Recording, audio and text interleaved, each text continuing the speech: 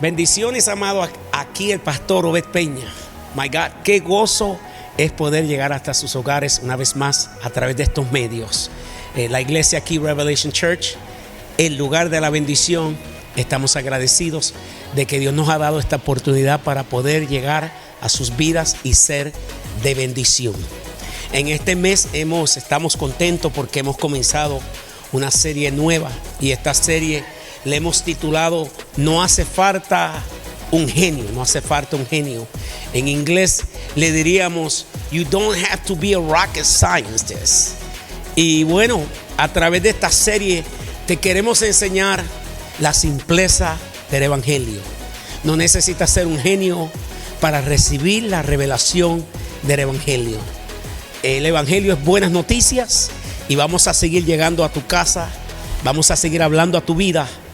Noticias, buenas noticias que son de bendición a través de la palabra, que te van a cambiar, te van a transformar y te van a llevar a un nuevo nivel de gloria y poder. Así es que te amo. Recuérdate, este es tu programa Tiempo de Bendición. Toda la semana estamos aquí, no te lo pierdas. Compártelo porque será de grande bendición para tu vida. Te amo y te bendigo. Pastor Obed Peña. Aplaudan conmigo.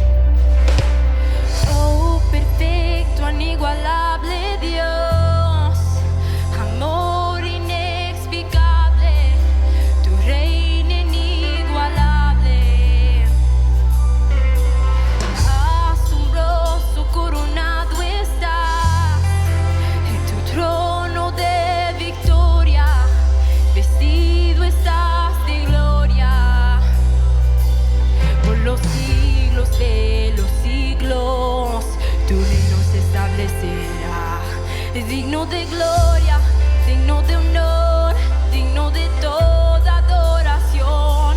Tú eres rey, tú eres rey, tú eres rey.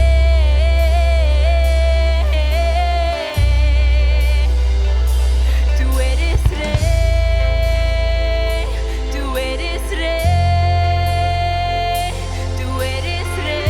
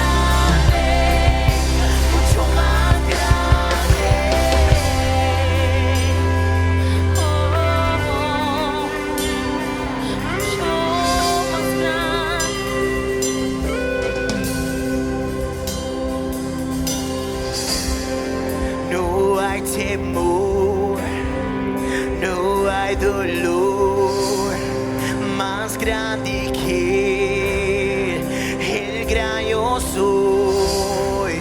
No hay rencor ni acusación más grande que el gran yo soy.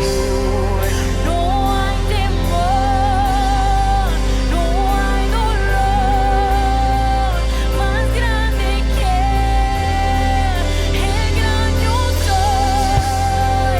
No hay rencor ni acusación más grande que el gran yo soy.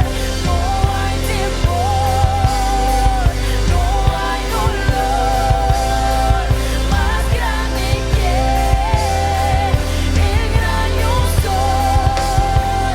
No hay rencor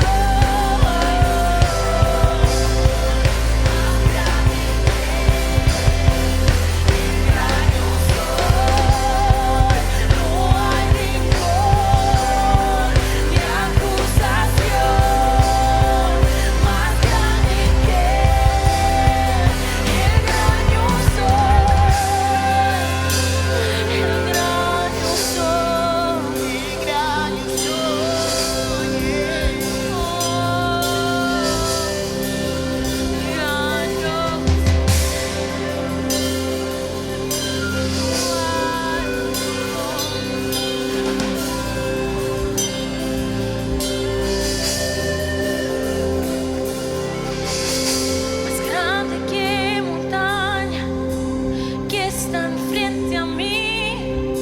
Tú eres grande, mucho más grande que gigante que quieran destruir. Tú eres grande, mucho más grande que montaña que están frente a mí. Tú eres grande, más grande que gigante que quieran destruir. Tú eres grande, mucho más grande que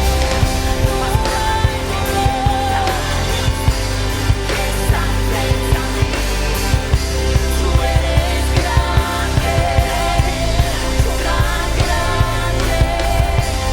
grande que gigante que quieran destruir. Tú eres grande, no hay temor,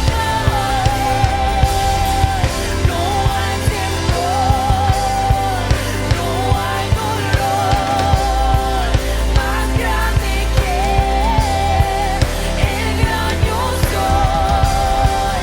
No hay rencor ni acusación más grande que el gran yo soy.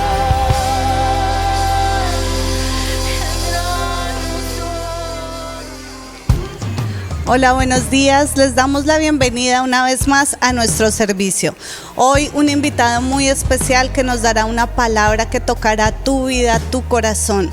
Si has estado pasando un momento difícil, un momento de reto, comparte este servicio, escúchalo porque es el momento de recordar que de tu lado está el Dios de siempre. Por eso sigues siempre nuestras actualizaciones a través de las redes sociales. Estamos en Instagram, en YouTube y en Facebook.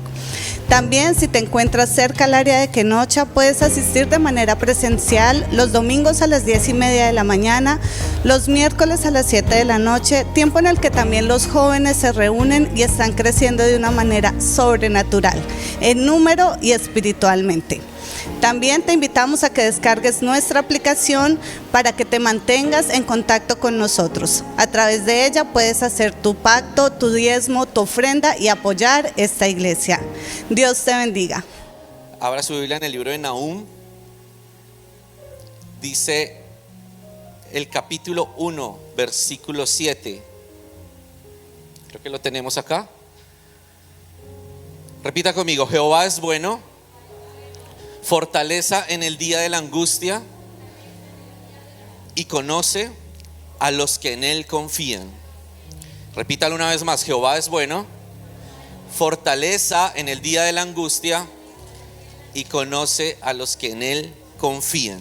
Puede sentarse en esta mañana. Muchas gracias a los pastores. Yo sé que no están acá, pero mi gratitud a Anthony, Daniel, Gabriel, Vela, que son los hijos de ellos, la familia, por este privilegio de poder estar acá compartiéndoles lo que considero Dios puso en mi corazón para ustedes en esta mañana. Les voy a contar una historia real, verídica, que me pasó a mí.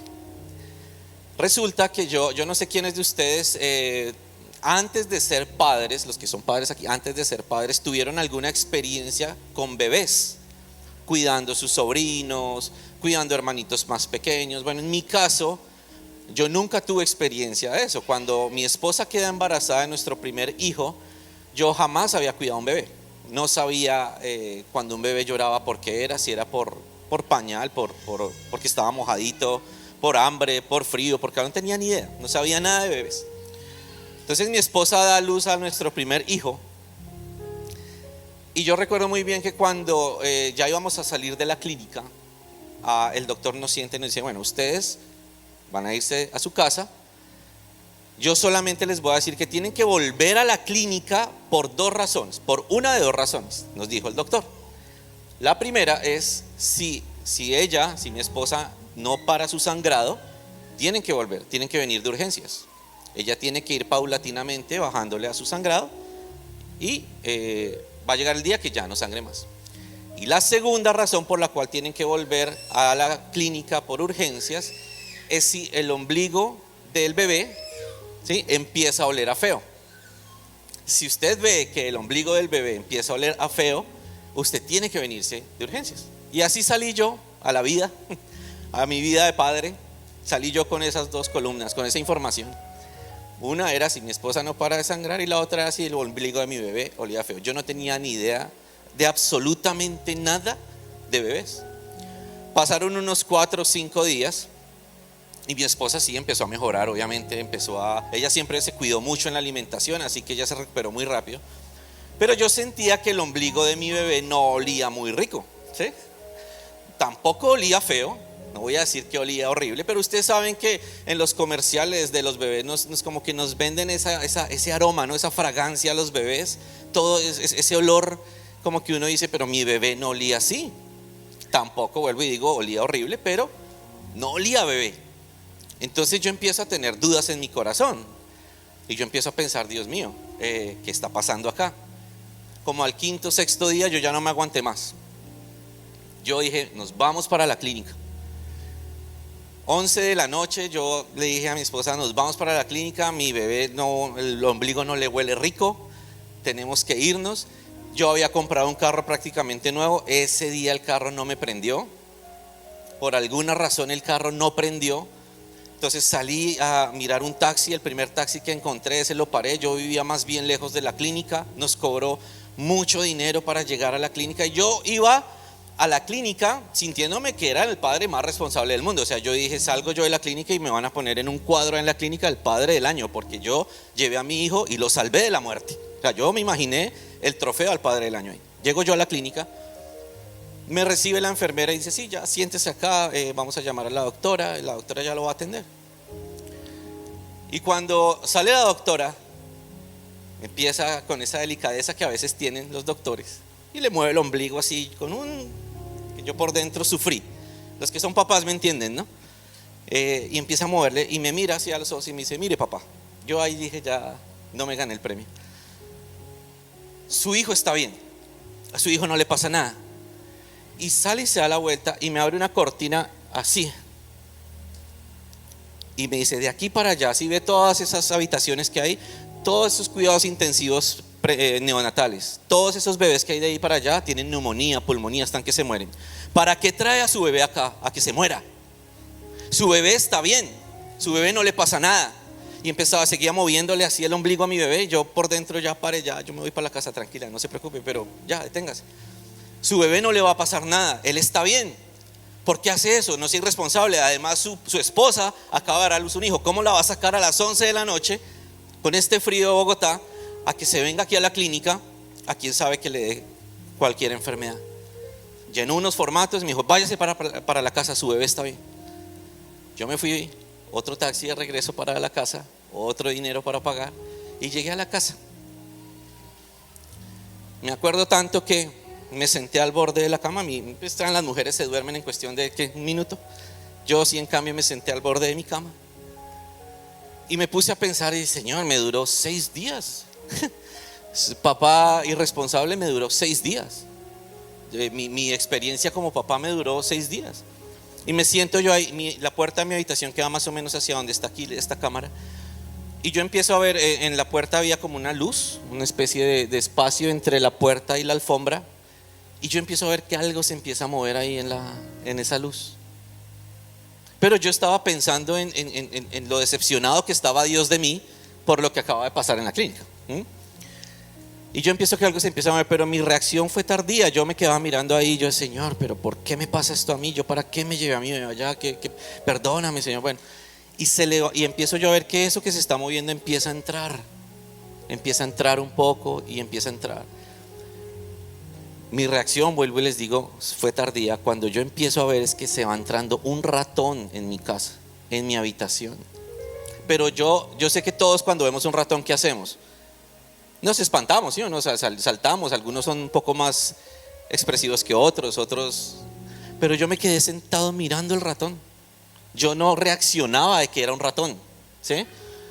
Y empiezo yo a mirar. Cuando ya reacciono, yo grito, ¡un ratón! Claro, se despertó mi esposa, se despertó el bebé, mi suegra vivía con nosotros. Yo creo que era por eso que el ratón estaba ahí, pero bueno.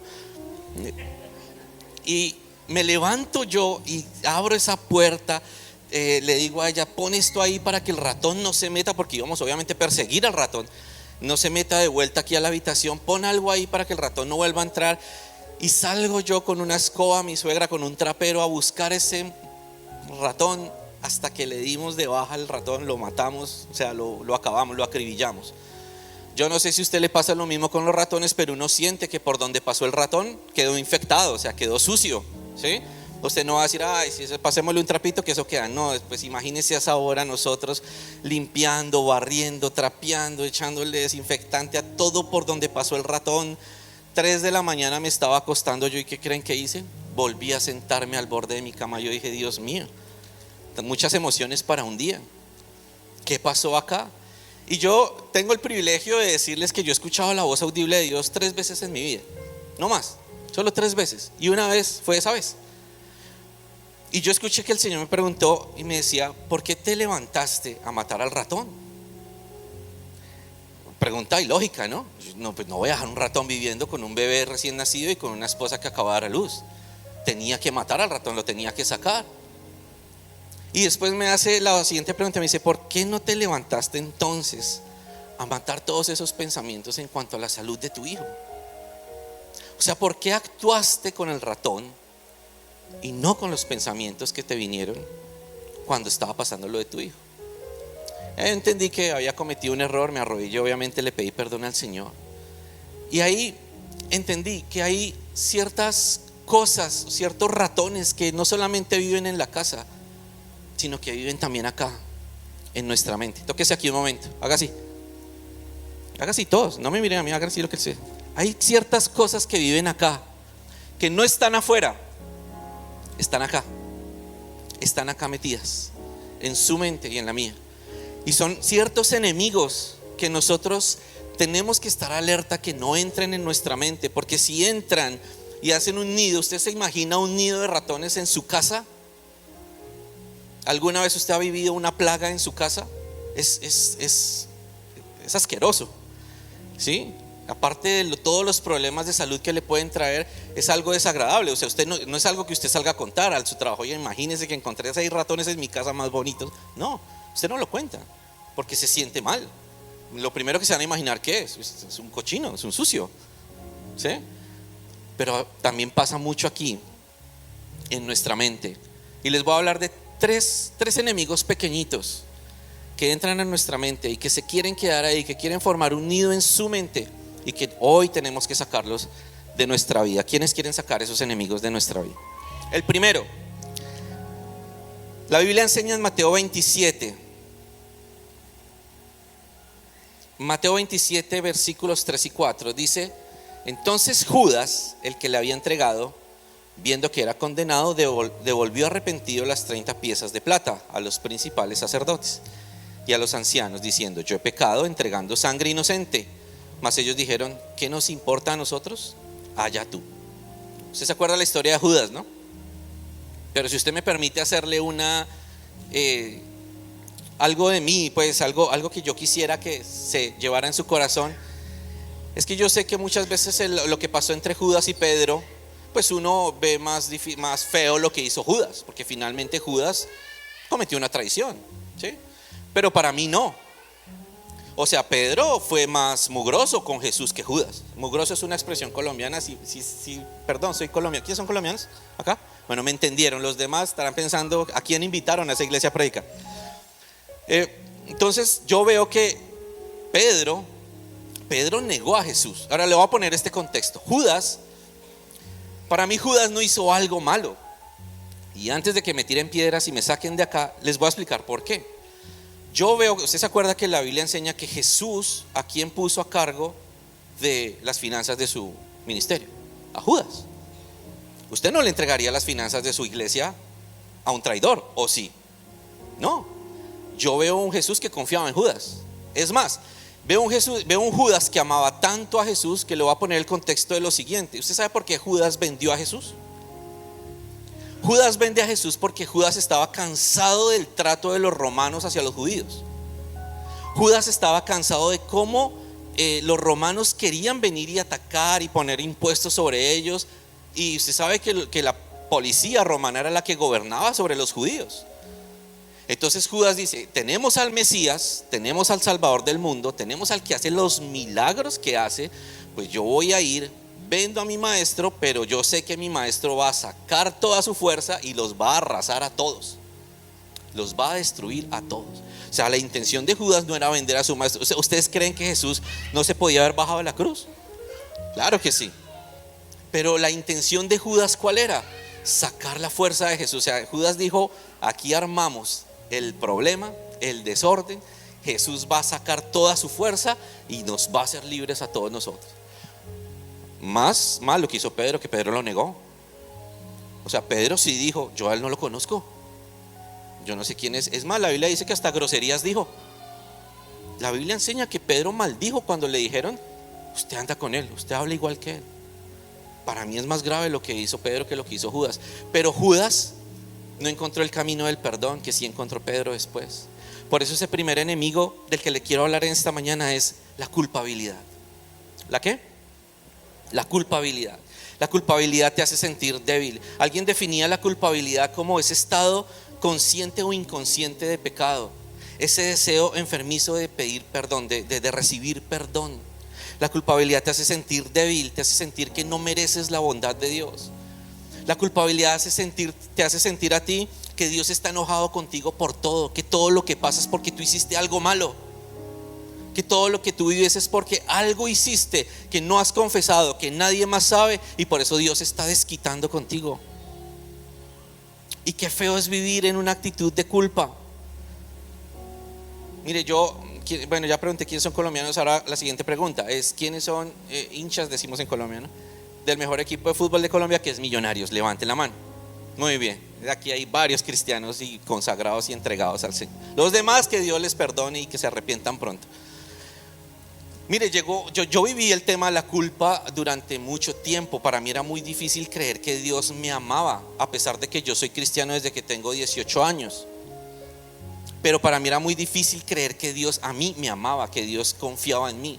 Y llegó a ser tal el punto que yo creía que cuando Millonarios perdía era por mi culpa. Ahora, Millonarios es un equipo grande en Colombia, ¿sí o no? Es un equipo importante. Pero hubo una época en la cual Millonarios era malo. 2000, 2005 más o menos, que nadie quería venir a jugar en Millonarios.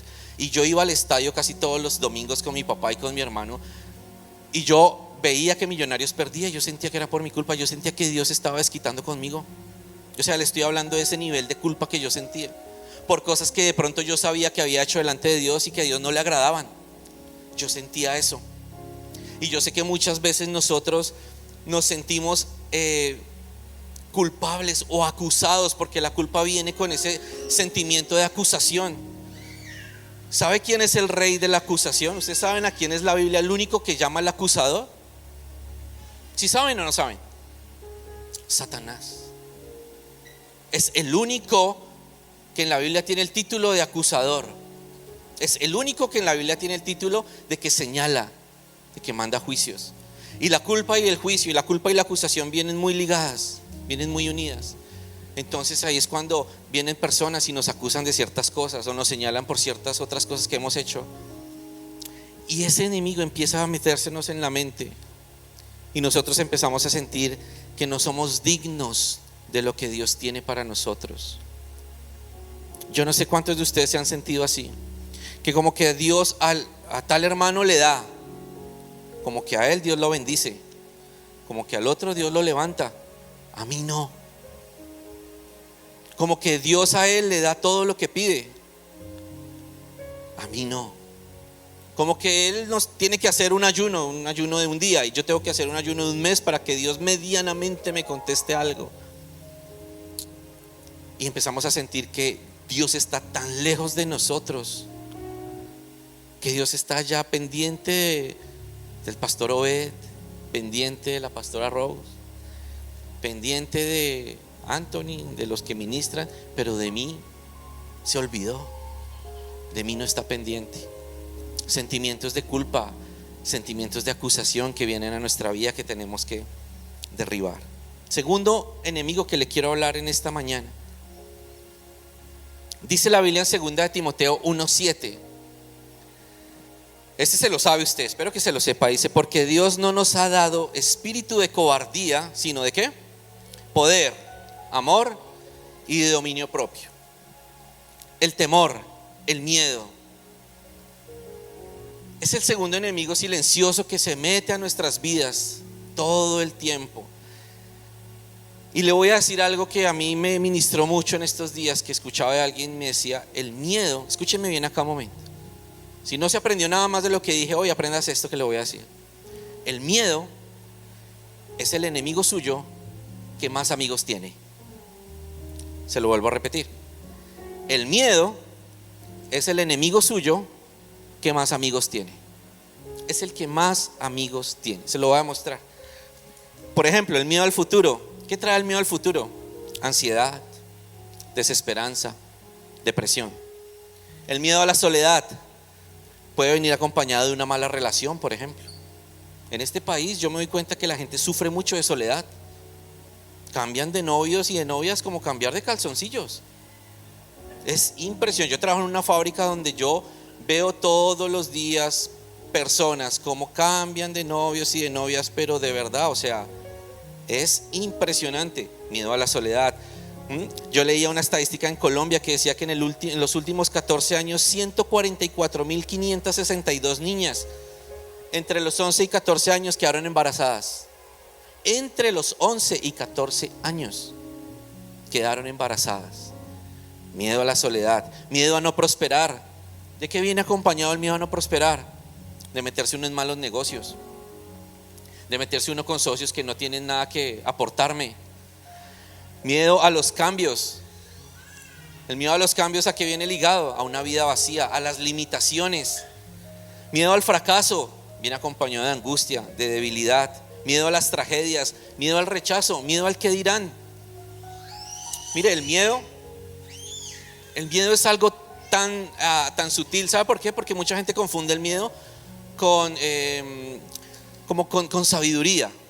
Entonces yo no hago tal cosa porque es que estoy esperando el tiempo de Dios. ¿Usted se ha dado cuenta que los cristianos tenemos un lenguaje hasta raro? No sé si se ha dado cuenta de eso. Los cristianos somos muy especiales, de verdad. Tenemos un lenguaje tan extraño a veces. Yo a veces me pongo a pensar en la gente nueva y digo, pobrecitos, cuando nos ven. Porque nosotros los cristianos somos así, o sea, como que tenemos un léxico diferente, tenemos como unas expresiones diferentes. Entonces tenemos como, no, yo no es que me quiera meter, no es que quiera hacer tal negocio, es que estoy orando y esperando el tiempo de Dios. ¡Ay, qué lindo! Mentira, tiene miedo.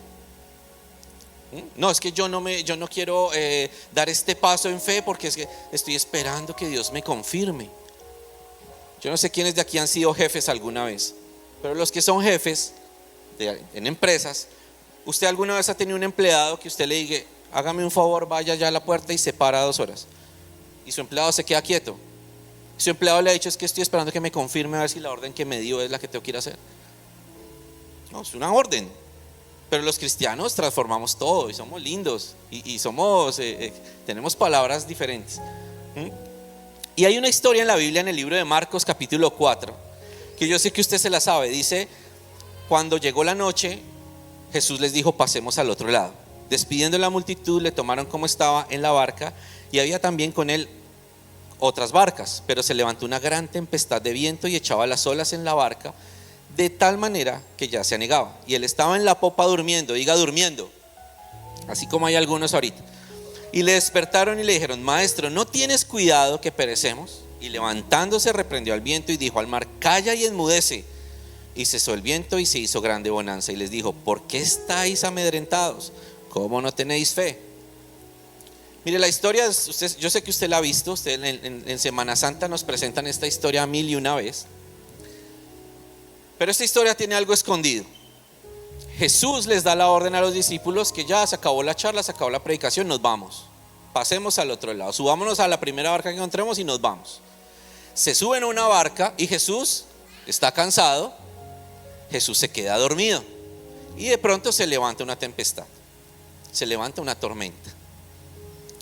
Los discípulos obviamente se asustan. Yo no he visto al primero que en plena tormenta esté relajado. Al único que conozco es a Jesús, que se pudo dormir en una tormenta. ¿Cómo hizo así? Yo creo que estaba súper cansado y se durmió. Y los discípulos se desesperan y les da miedo. Jesús se para, se levanta y dice, cálmense todo el mundo, quieto todo el mundo, tranquilo, y sigue durmiendo y vámonos. Ahora, yo sé que muchos predicadores se paran y dicen, pero los discípulos, ¿cómo se asustan si ahí estaba Jesús? ¿Por qué se asustan si Jesús es el dueño del universo, estaba ahí? ¿Cómo es posible que los discípulos se asusten? ¿Sabe por qué se asustaron? ¿Quiere que le diga por qué? ¿Y sabe por qué mucha gente se para aquí a criticar a los discípulos? Yo entiendo a los discípulos, o sea, yo estaría asustado también. Pero ¿sabe por qué mucha gente dice que eso? Porque es que nosotros ya conocemos cómo terminó la historia. Nosotros ya sabemos que Jesús se levantó, que Jesús aquietó el mar, que Jesús calmó la tempestad, que Jesús aquietó todo. Ellos no. Ellos no sabían eso. Y es lo mismo que nos pasa a nosotros hoy en día. ¿O usted sabe cómo van a terminar sus días? ¿Usted sabe eso? ¿Usted sabe qué va a pasar en 15 días, por ejemplo? Por eso estamos asustados. Pero una de las cosas que debemos entender es que si Jesús va en la barca con nosotros, no es que no nos van a pasar malas cosas, es que Jesús puede calmar en cualquier momento la tempestad y decir, tranquilo, sigamos durmiendo, tranquilo que esto va a pasar. No se trata de que la tempestad llegue a nuestra vida y nos llene de miedo. Se trata de entender que Jesús entiende el miedo que nosotros vivimos a diario. Jesús entiende las emociones que nosotros tenemos en nuestro corazón. Y si es miedo, ansiedad, preocupación, Él entiende por lo que tú y yo pasamos a diario. ¿Tú crees que Jesús no se da cuenta todas las lágrimas que tú has derramado por las noches antes de dormir? ¿Tú crees que el Señor no se da cuenta todas las noches que son las 12, la 1, las 2 de la mañana y tú volteas para un lado, volteas para el otro lado en la cama, empiezas a ver TikTok, te volteas, ves Instagram, tienes sueño y sabes que tienes que madrugar al otro día a las 5 de la mañana, tienes que estar levantado, pero sigues pensando, ¿y cómo voy a hacer con la cuota de mañana? ¿Y cómo voy a hacer que mis hijos no sé qué? y ahora me llamó el médico que tiene que hacerme otro examen, y ahora me llamó no sé quién que tiene que cobrarme. ¿Usted cree que el Señor no se da cuenta de eso? ¿Usted cree que el Señor no sabe que usted y yo tenemos miedo muchas veces de lo que pueda pasarnos en la vida? Claro que sí. Pero el problema, la pregunta no es esa. La pregunta es: ¿va Jesús contigo en la misma barca? ¿Estás tú andando con Jesús en la misma barca? ¿O te subes a la barca el domingo? Aquí el domingo a las 8 de la mañana, Jesús, vamos a la barca. Y a las 3 de la tarde, chao Jesús, que gracias por todo. Y el lunes vuelves a tu barca, a tus temas, a tus situaciones. Por eso es que nos inunda el miedo. No es que no debamos tener miedo, no es que el miedo sea algo demoníaco. Yo no creo que el miedo sea algo, pues, pero si Jesús va en la misma barca con nosotros, ese miedo que tú sientes se puede transformar en tu mejor victoria. Amén. Y el tercer enemigo que te voy a mencionar en esta mañana, ya para terminar, es las fortalezas mentales. ¿Las qué? Hay una historia en Hechos 10, no la vamos a leer toda por tiempo, pero los que han leído un poquito la Biblia se acuerdan que Pedro un día tenía que ir a predicar y tuvo un sueño, en el cual en el sueño Dios le ponía ahí manjares para que comiera. Pedro en el sueño le dice al Señor: no, yo no puedo comer eso, porque yo llevo toda mi vida comiendo cosas puras, yo no puedo comer cosas impuras. Si usted sabe que era comida impura o pura, no lo sabe, váyase por allá a Levítico y aprenda, y después viene y se entiende lo que le estoy diciendo. Pero en la antigüedad había comida que se consideraba pura y otra que se consideraba impura, y Dios le dice a Pedro en un sueño: cómase esto, hermano, que usted tiene hambre. Pedro le dice: no, Señor, yo no me voy a comer eso, porque yo nunca he comido cosa impura. Pero después le dice Dios en el sueño: lo que yo he llamado puro, tú no digas que es impuro, y cómaselo.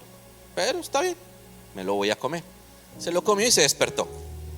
Después se da cuenta que Dios lo que le estaba mostrando con ese sueño era que él tenía que también ir a predicarle a los gentiles. Acuérdense que en esa época los judíos y los gentiles no se hablaban. O sea, no era común ver un judío hablando con un gentil.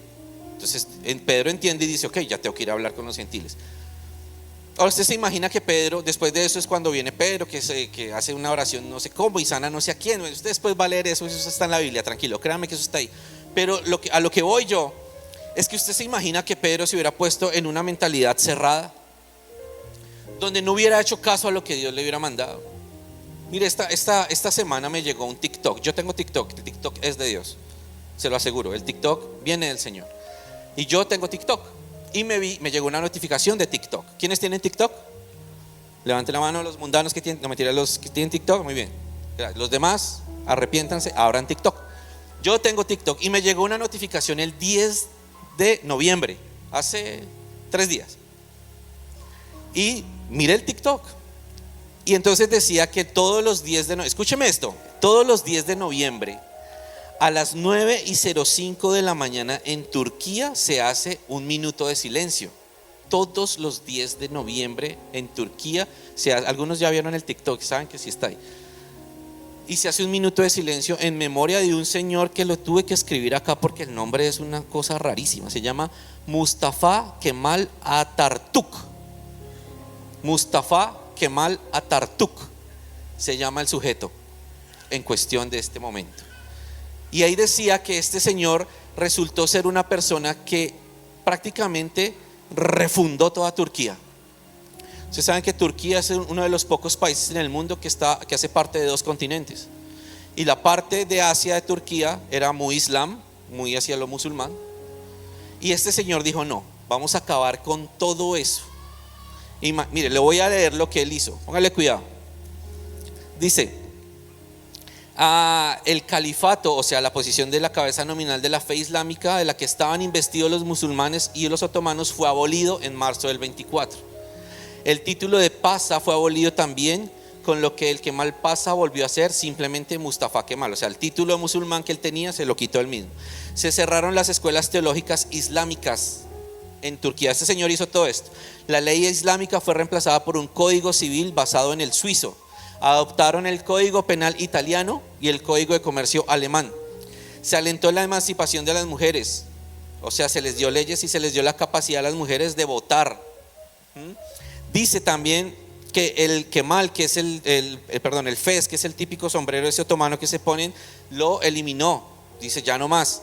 Se prohibió el uso del velo para las mujeres y se instó a que usaran vestidos occidentales y que se incorporaran al trabajo.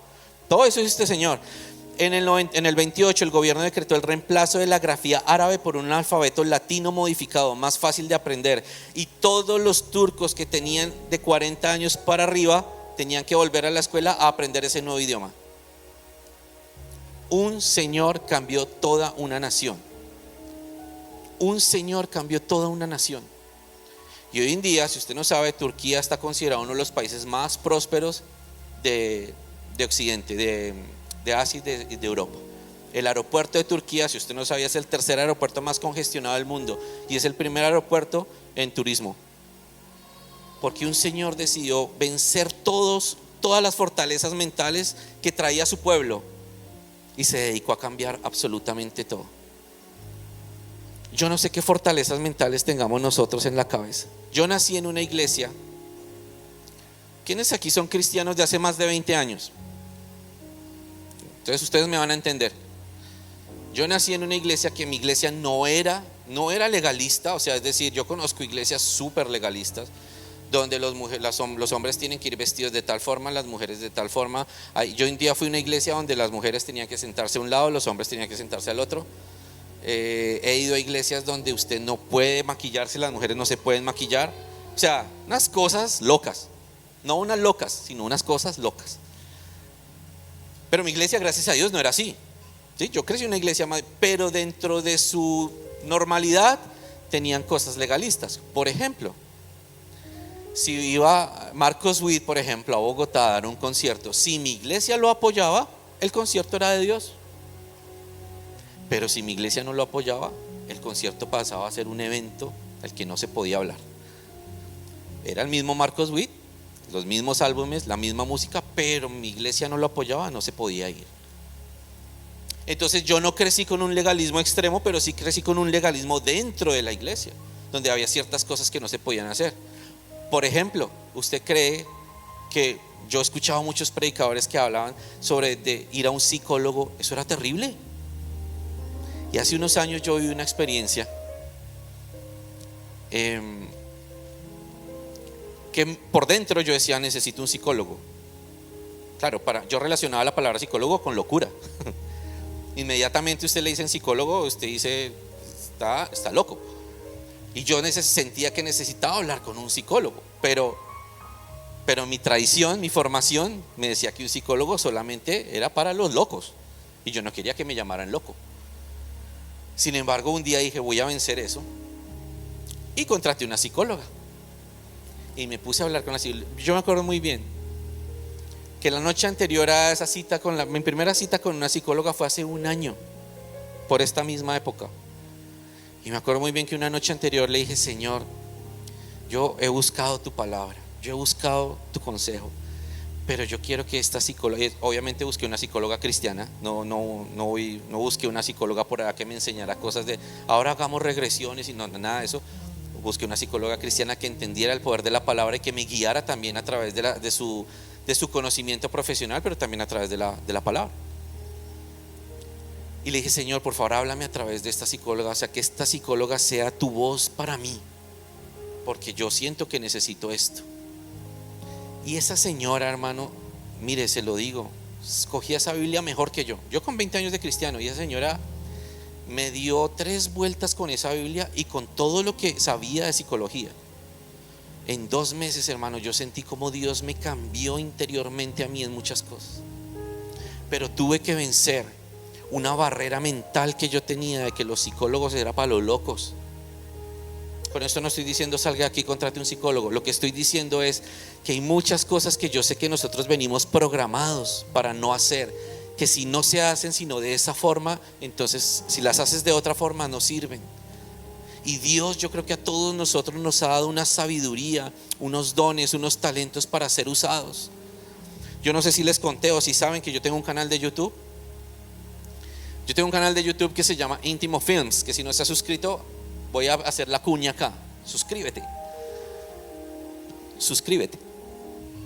Y en ese canal yo busco poner testimonios de personas de cómo conocieron a Jesús o cómo Dios los ayudó. Pero yo no tenía ni idea de cámaras, yo no tenía ni idea de audio, yo no tenía ni idea de edición de video, no tenía ni idea de eso. Usted va a ver mi primer video en YouTube, está por allá de julio del 2020.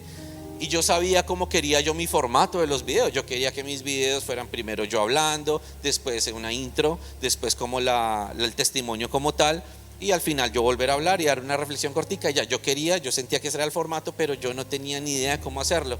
Y usted va a ver mi primer video julio 2 del 2020, la historia de Freddy Correa, de un chico que se estrelló con una moto contra un camión y estuvo muerto y llegó al cielo. Véalo, ahí les dejo la intriga para que lo vean. Por siempre.